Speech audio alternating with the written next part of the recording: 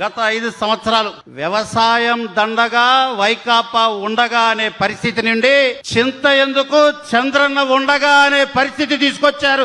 రైతన్నలందరికీ ఒక ధైర్యాన్ని నింపారు సార్. రైతు కష్టం మీకు బాగా తెలుసు. ఎంత కష్టపడతాడు రైతన్న.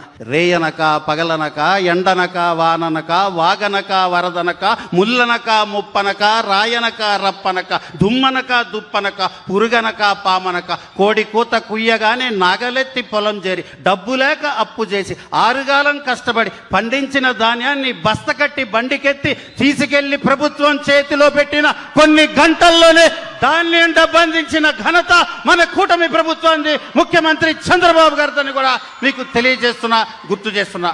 సార్, మా రైతుల విజ్ఞప్తి ఒకటే. పండించిన ధాన్యం ఉత్పత్తులు పంటలో నుంచి ఆ కల్లాలలో నుంచి బయటికి తేవాలంటే లింకు రోడ్లు డొంక రోడ్లు కావాలి.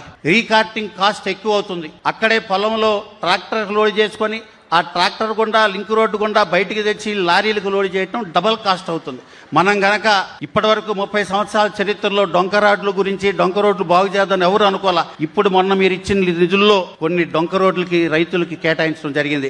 మరి వ్యవసాయ ఆధారిత నియోజకవర్గం మీరు గనక డొంక రోడ్లకి నిధులు కేటాయిస్తే రైతుల మనసులో చిరస్థాయిగా నిలిచిపోతాం సార్.